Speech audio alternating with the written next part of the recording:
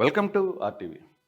బేసిక్‌గా మాజీ ముఖ్యమంత్రి చంద్రబాబు నాయుడు వ్యవహారంలో సిఐడి వరుస కేసులతో చంద్రబాబుని ఉక్కిరిబిక్కిరి చేస్తోంది.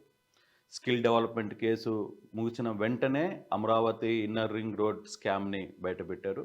ఇప్పుడు ఏబీ ఫైబర్ నెట్ స్కామ్‌ని నిన్న పీటీ వారెంట్ అది కూడా చివరి క్షణంలో వేసిన నేపథ్యంలో కోర్టు కూడా దాన్ని స్వీకరించిన పరిస్థితి. సో, అసలుకి నిన్న మొన్నటి వరకు మనం స్కిల్ డెవలప్మెంట్ గురించి మాట్లాడుకున్నాం. రింగ్ రోడ్ గురించి మాట్లాడుకున్నాం. ఇప్పుడు ఈ ఏపీ ఫైబర్ నెట్. ఈ ఏపీ ఫైబర్ నెట్ యాక్చువల్‌గా అసలు ఏం జరిగింది? సిఐడి చంద్రబాబు మీద ఏం చెప్తుంది? అసలు చంద్రబాబు రోల్ ఏంటి? అనే అంశం మీద ఒకసారి గనక చూసుకుంటే, యాక్చువల్‌గా ఈ ఏపీ ఫైబర్ నెట్ అనేది గ్రామాలకి కారు చౌకగా ఇంటర్నెట్ సదుపాయాలు, టెలిఫోన్, ఇంటర్నెట్, టీవీ ఇవన్నీ కూడా అందించాలనే ఉద్దేశంతో 2015లో ఏర్పడ్డ ఈ కార్పొరేషన్. అంటే ఒకసారి కానీ క్లియర్‌గా చూసుకుంటే అసలు ఫైబర్ నెట్ స్కామ్‌లో సిఐడి కావచ్చు, లేకపోతే వీళ్ళు కానీ ఏం చెప్తున్నారనేది ఒకసారి కానీ చూసుకుంటే క్లియర్‌గా ఈ ఏపీ ఫైబర్ నెట్ కార్పొరేషన్ అనేది అక్టోబర్ 2015లో ఏర్పడింది. ఈ 2015లో ఏర్పడిన నేపథ్యంలో గ్రామాలకు చౌకగా ఇంటర్నెట్ మరియు టెలిఫోన్ సౌకర్యాలు అందించాలి అనేది అసలుకి ఈ ఫైబర్ నెట్కి సంబంధించిన కార్పొరేషన్కి సంబంధించిన మెయిన్ థీమ్. కానీ దీంట్లో ఏం జరిగింది? దీంట్లో కొన్ని కోట్ల రూపాయలు అవినీతి జరిగింది. టెండర్లు రూపంలో కావచ్చు, ఇతర రూపంలో కావచ్చు. అంటే కొనుగోలు వ్యవహారంలో కూడా, సామాగ్రి కొనుగోలు వ్యవహారంలో కూడా పెద్ద ఎత్తున అవినీతి జరిగింది అనేది ఇప్పుడు వైసీపీ ప్రభుత్వం ఆరోపిస్తున్న నేపథ్యం. అంటే సిఐడి కోర్టులో కావచ్చు, నిన్న వారెంట్ పిటిషన్లో ఏం చెప్తుంది అనే అంశాన్ని కొంత డీటెయిల్గా ఎక్స్ప్లెయిన్ చేసే ప్రయత్నం అయితే చేస్తాను. దీంట్లో ప్రధానంగా ఏపీ ఫైబర్ నెట్ కార్పొరేషన్ 2015లో ఏర్పడిన తర్వాత అక్టోబర్లో ఏర్పడిన తర్వాత దీనికి సంబంధించి గ్రామాలకు కేబులింగ్, తర్వాత ఇతర అంశాలన్నింటిని కూడా కనెక్టివిటీ పెంచడానికి టెర్రాసాఫ్ట్ అనే కంపెనీకి ఈ టెర్రాసాఫ్ట్ అనే కంపెనీకి టెండర్లు వెళ్ళాయి. అయితే ఈ టెండర్లు వెళ్ళిన నేపథ్యంలోనే ఇక్కడ అసలు పెద్ద గోల్మాల్ జరిగింది అనేది సిఐడి చెప్తున్న అంశం. దీంట్లో ఈ టెర్రాసాఫ్ట్ కంపెనీ అధినేత ఎవరైతే ఉన్నారో హరికృష్ణ ప్రసాద్ వేమూరి, ఇతను అత్యంత క్లోజ్ ఫ్రెండ్ టు సిబిఎన్ కావచ్చు, అంటే చంద్రబాబుకు కావచ్చు, నారా లోకేష్ కుటుంబానికి చాలా సన్నిహితుడు, అందులో అత్యంత దగ్గరగా ఉన్న వ్యక్తి ఇతను, ఈ వేమూరి ఇతను. అంటే ఈ హరికృష్ణ ప్రసాద్ ఈ టెర్రాసాఫ్ట్కి అధినేత అయినంత మాత్రాన్ని దీంట్లో ఇష్యూ ఏంటి అనే వ్యవహారానికి వస్తే, బేసిక్గా 2015లో స్టార్ట్ చేసిన ఇది 2018 దాకా, అంటే 18 దాకా టీడీపీ గవర్నమెంట్లో ఏదైతే ఉందో దీంట్లో మొత్తం పర్ఫెక్ట్గా జరిగింది అనేది తెలుగుదేశం చెప్తున్న నేపథ్యం. కానీ ఈ వైసీపీ గవర్నమెంట్ 2019లో రాగానే దీంట్లో ఒక పెద్ద స్కామ్స్ జరిగాయి అనేది, అంటే 2018 నుంచే తెలుగుదేశం ప్రభుత్వం మీద అసెంబ్లీలో కావచ్చు, బయట కావచ్చు, వైసీపీ దీంట్లో పెద్ద గోల్మాల్ జరిగిందని చెప్తూ వచ్చింది. సో ఈ చెప్తూ వచ్చిన నేపథ్యంలో 2019లో ఏదైతే గవర్నమెంట్ మారడం, వైసీపీ ప్రభుత్వం రాగానే దీని మీద ఖచ్చితంగా ఒక సిట్ని వేసింది. దీంట్లో ఏం జరిగింది అసలుకి, సిఐడిని కావచ్చు, సిట్ని కావచ్చు, ఈ రెండింటినీ వైసీపీ గవర్నమెంట్ రాగానే ఫైబర్ నెట్ స్కామ్లో ఏం జరిగింది తెలుసుకోవాల్సిందిగా సిట్ని కోరింది. సో దీంట్లో దాదాపుగా 115 కోట్ల రూపాయలకు సంబంధించి నిధులు గోల్మాల్ జరిగినట్టుగా సిట్టు గుర్తించిన పరిస్థితి. ఈ సిట్టు ఏదైతే గవర్నమెంట్ వేసిన సిట్టు ఉందో అది 115 కోట్ల రూపాయలు దీంట్లో గోల్మాల్ జరిగింది అనేది దీంట్లో గుర్తించారు. అందులో భాగంగానే 2019లోనే వైసీపీ ప్రభుత్వం వచ్చిన వెంటనే, అంటే ఏదైతే దీంట్లో 115 కోట్లు నిధులు గోల్మాల్ జరిగాయని గుర్తించారో వెంటనే 19 మంది మీద పూర్తిగా కూడా సిఐడి కేసులు కట్టింది. దాదాపుగా 19 మంది. ఈ 19 మందిలో చాలా కీలకమైన వ్యక్తులుగా ఎవరిని చూస్తారు అంటే, ఎవరైతే హరిప్రసాద్ ఉన్నాడో ఈ టెర్రాసాఫ్ట్ హరిప్రసాద్, దీంట్లో A1 ఇతను. తర్వాత రెండవది ఎక్స్ఎండిగా పనిచేస్తున్న సాంబశివరావు. అలాగే దీంట్లో కొంతమంది మాజీ ఐఏఎస్ అధికారులు కూడా ఉన్నారు. ఇది అంతా కూడా ఒక ప్రైవేట్ కార్పొరేషన్ కింద అంటే ఆ కార్పొరేషన్లో అర్హత లేని వాళ్ళందరినీ కూడా అందులో ఎక్కిచ్చారు ఈ కార్పొరేషన్లో. వాళ్ళ సొంత మనుషుల్ని పెట్టుకొని ఇంత పెద్ద స్కామ్కి రూపకల్పన చేశారు అనేది సిఐడి ఆరోపిస్తున్న వాదన. అంటే దీంట్లో దాదాపుగా హరిప్రసాద్, ఎక్స్ఎండి సాంబశివరావుతో పాటు 19 మంది పేర్లని దీంట్లో కేసు పెట్టారు మొదట, అంటే 2019లో. అప్పటి నుంచి కూడా ఈ కేసు విచారణ జరుగుతోంది. హరికృష్ణ ప్రసాద్ కోర్టుకు వెళ్ళారు. తర్వాత కోర్టులో కూడా తను బెయిల్ తెచ్చుకున్న పరిస్థితి ఉంది. సాంబశివరావుని పిలిచారు. సాంబశివరావు కూడా కోర్టుకు వెళ్ళారు. తర్వాత చాలా కథ అంతా నడిచిన పరిస్థితి. అయితే అసలుకి దీంట్లో ఏ విధంగా గోల్మాల్ జరిగింది? 115 కోట్ల నుంచి దాదాపుగా 200 కోట్లు. నేను రఫ్గా 115 కోట్లు గుర్తించారని చెప్తున్నాను. కానీ దీనికంటే ఎక్కువగానే గుర్తించారనేది ఇప్పుడు తాజాగా సిఐడి పీటీ వారెంట్లో పేర్కొంటున్న పరిస్థితి. దీంట్లో ఎంతవరకు నిధులు గోల్మాల్ జరిగాయి, ఎలా జరిగినాయి అనే అంశాన్ని మనం కానీ చూసుకుంటే, అసలుకి ఈ టెర్రాసాఫ్ట్ ఏదైతే ఉందో ఈ టెర్రాసాఫ్ట్కి అసలుకి నిబంధనలకు విరుద్ధంగానే టెండర్లు ఇచ్చారు అనేది ఒక బలమైన ఆరోపణ. అంటే ఎందుకు ఈ టెర్రాసాఫ్ట్కి ఇచ్చారు అనే దానికి కారణం ఈ హరిప్రసాద్ చంద్రబాబుకి దగ్గరగా ఉన్నాడు, లోకేష్కి దగ్గరగా ఉండేది ఆ కంటెంట్ వేరు. కానీ ఈ టెర్రాసాఫ్ట్కి నిబంధనలకు విరుద్ధంగా ఎందుకు టెండర్లు ఇచ్చారు అనేది ఒక అంశం. అయితే ఈ టెండర్లు ఇచ్చేటప్పుడు కూడా ఈ టెండర్లు అంటే ప్రతిదానికి ఒక కంపెనీ టెండర్లు వేసేటప్పుడు కావచ్చు, ప్రభుత్వం కొంత కాల పరిమితి ఇస్తారు. ఆ పరిమితి లోపల ఎవరైతే టెండర్లు వేశారో వాళ్ళకి మాత్రమే కాల్ ఆఫ్ చేస్తారు, వాళ్ళు మాత్రమే కాల్ చేస్తారు. వాళ్ళని పిలిచి ఆ టెండర్లో ఏది తక్కువగా ఉంటే వాళ్ళకి ఆ టెండర్లు కట్టే ప్రయత్నం అయితే అప్పచెప్పే ప్రయత్నం సాధారణంగా జరిగే పరిస్థితి. కానీ ఇక్కడ మాత్రం ఈ టెండర్ల వ్యవహారంలో దాదాపుగా సమయం ముగిసిపోయిన తర్వాత కూడా, టెండర్ల సమయం ముగిసిన వారం రోజులు గడువు ఇచ్చి మరీ దీన్ని ఈ టెర్రాసాఫ్ట్ని ఇక్కడ టెండర్లో పాల్గొనేటట్టుగా చేశారు. అయితే దీని మీద ఇంకొక తీవ్రమైన అభియోగం ఏంటంటే, అసలుకి ఈ టెర్రాసాఫ్ట్ అనేది పూర్తిగా కూడా బ్లాక్ లిస్ట్లో ఉండింది. ఈ బ్లాక్ లిస్ట్లో ఉన్న టెండర్కి ఎలా క్లియరెన్స్ ఇచ్చి ఈ టెండర్లో పాల్గొనేటట్టుగా ఎలా చేశారు అనేది ఒక పెద్ద చర్చ. అసలు బ్లాక్ లిస్ట్లో ఉన్న టెర్రాసాఫ్ట్ని ఎలా ముందుకు తీసుకెళ్లారు, ఎలా వెళ్ళారు అనే అంశం మీద చర్చ జరుగుతున్నప్పుడు, అంటే దీంట్లో గతంలో ఈ టెర్రాసాఫ్ట్, ఇక్కడ మనం ఈ పాయింట్లో కానీ చూసుకుంటే, గతంలో ఈ టెర్రాసాఫ్ట్ ఏపీ సివిల్ సప్లైకి సంబంధించిన ఒక సర్వీస్ని అందించింది.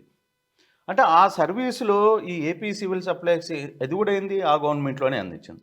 అయితే దీంట్లో ఈ పోస్ట్ మిషన్స్ అనేవి కొన్ని ఉంటాయి. దానికి అంటే సివిల్ సప్లైకి సంబంధించినవి. అవి నాసిరకంగా ఇచ్చారన్న నేపథ్యంలోనే ఇదే శాఖకు సంబంధించిన గతంలో ఐఏఎస్ అధికారిగా పనిచేస్తున్న రవిబాబు అనే వ్యక్తి వీటిని బ్లాక్ లిస్ట్లో పెట్టారు. అయితే బ్లాక్ లిస్ట్లో పెట్టిన తర్వాత కూడా, అంటే బ్లాక్ లిస్ట్లో ఉన్న కంపెనీకి టెండర్ని ఎలా పాల్గొనే అవకాశం ఉంటుంది అనే అంశంలోకి చాలామందికి డౌట్ రావచ్చు. అంటే సిఐడి చెప్తుంది ఏంది ఈ వ్యవహారంలో, ఇది ఆల్మోస్ట్ ఆల్ దీనికి సంబంధించి ఈ టెర్రాసాఫ్ట్ అంటే సివిల్ సప్లైస్లో చేసినప్పుడే నాసిరకం ఈ పోస్ట్ మిషన్లు ఇచ్చిన నేపథ్యంలో దీన్ని బ్లాక్ లిస్ట్లో పెట్టింది అప్పుడు గవర్నమెంటు.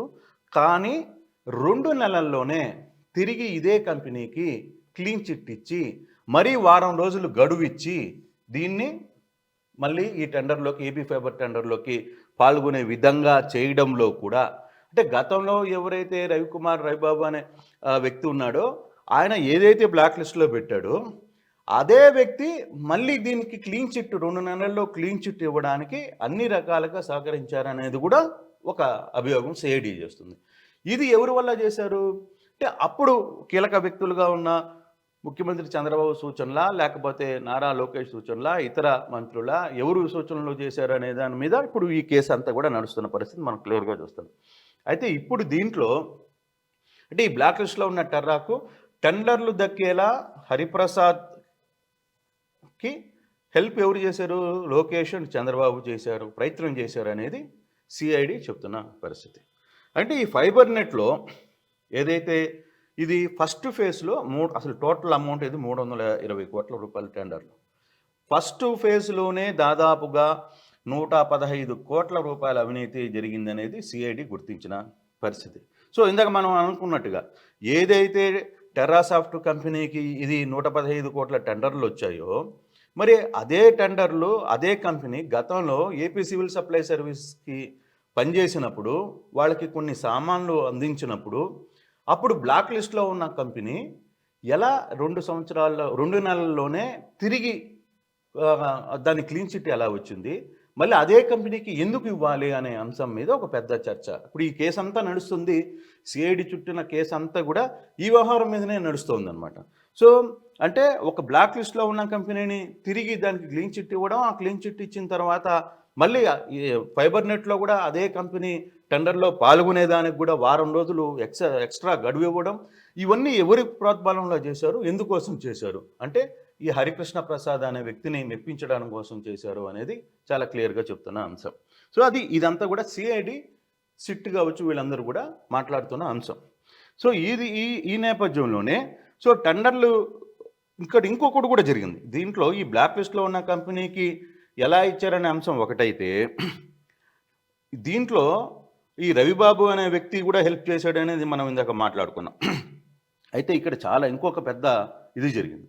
ఈ టెర్రాసాఫ్ట్ అనే కంపెనీ ఏం చేసింది, హిమాచల్ ఫ్యూచరల్ కమ్యూనికేషన్స్ అనే కంపెనీతో, అంటే హిమాచల్ ఫ్యూచరిస్ట్ కమ్యూనికేషన్స్ అనే కంపెనీతో అసలు యాక్చువల్గా దీంట్లో పాల్గొంది. అంటే డైరెక్ట్గా టెర్రా సాఫ్ట్వేర్ డైరెక్ట్గా పాల్గొనకుండా ఈ టెండర్లో హిమాచల్ ఫ్యూచరిస్ట్ కమ్యూనికేషన్స్ కంపెనీతో జట్టుగట్టి ప్రాజెక్ట్ను టెర్రా కంపెనీ దక్కించుకుంది అనమాట.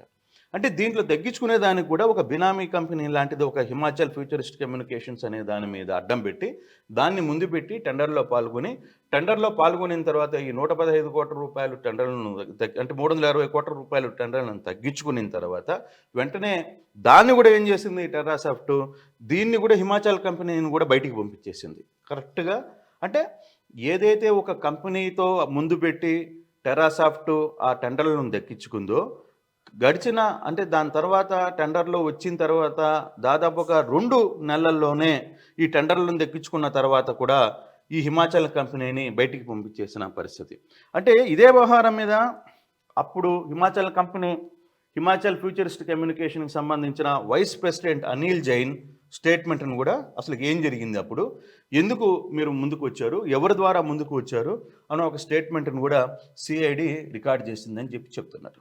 సో ఈ నిబంధనలకు విరుద్ధంగా మరొక చోట నుంచి కంపెనీలను తీసుకొని రావడమే కాకుండా ఏదైతే ఆప్టికల్ ఫైబర్ నెట్వర్క్ ఉంటుందో కేబుల్ కొనాలి, అంటే ఇంటర్నెట్కి ప్రసరించడానికి వాడే ఆప్టికల్ ఫైబర్ అంటారు దాన్ని.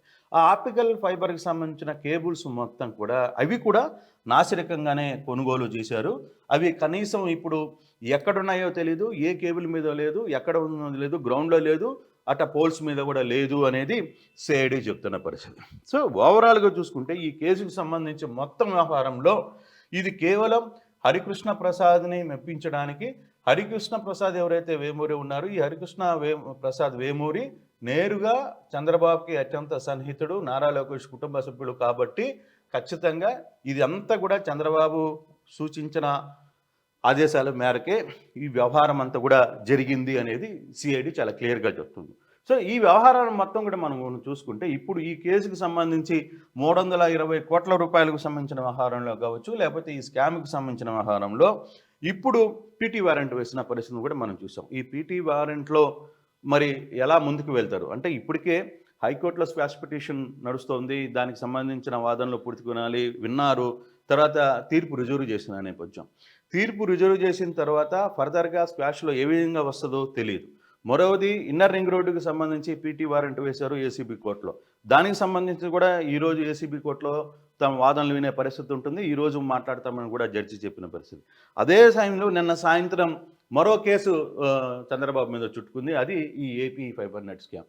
దీంట్లో మరి ఏ విధంగా ముందుకు వెళ్తారు అంటే ఈ కేసుల్లో చంద్రబాబుకు సంబంధించిన వ్యవహారంలో సిఐడి చాలా పకడ్బందీగా చంద్రబాబు మీద కేసులు వేసే ప్రయత్నం అయితే చేస్తుంది. వన్ బై వన్ కేసులన్నీ కూడా చుట్టుముట్టే ప్రయత్నం అయితే చంద్రబాబుకి చుట్టూ బిగుస్తున్నారు. అంటే ఈ ఉచ్చు బిగుస్తున్న నేపథ్యంలో చంద్రబాబు ఎలా బయటకు వస్తారు ఏంటి అనే టెన్షన్ ఒకవైపు తెలుగుదేశం క్యాడర్లో కావచ్చు, తెలుగుదేశం లాయర్లు కోర్టులలో వాదిస్తున్నారు. చాలా పెద్ద పెద్ద లాయర్లు దీంట్లో గంటకి కొన్ని లక్షలు వసూలు చేసే లాయర్లంతా కూడా తెలుగుదేశం వైపు ఉన్నారు. అలాగే సేమ్ వైసీపీ నుంచి కూడా పెద్ద లాయర్లని, ఢిల్లీ స్థాయి లాయర్లందరిని కూడా తీసుకొని వచ్చిన పరిస్థితి ఉంది. సో ఓవరాల్‌గా ఈ సబ్జెక్ట్‌లో ఈరోజు ఏసీబీ కోర్టులో ఏ వ్యవహారం వస్తుంది, లేదు స్క్వాష్ పిటిషన్‌కి సంబంధించి ఏమైనా హైకోర్టులో తీర్పుకు సంబంధించి 2 రోజుల్లో వస్తదని ఒక వాతావరణాలు అయితే కనపడుతున్నాయి. చూడాలి మరి మొత్తం మీద ఈ కేసులో ఈరోజు జరిగే వాదనలు కావచ్చు, లేకపోతే హైకోర్టులో స్క్వాష్ పిటిషన్ మీద వచ్చే తీర్పు కావచ్చు, ఏ విధంగా ఉండబోతుంది? ఈ ఈ ఈ కేసుల్లో నుంచి చంద్రబాబు బయటపడతాడా? మరింత కూరుకుపోతారా అనే అంశాన్ని వేచి చూడాల్సిన పరిస్థితి అయితే ఉంది. వెల్కమ్.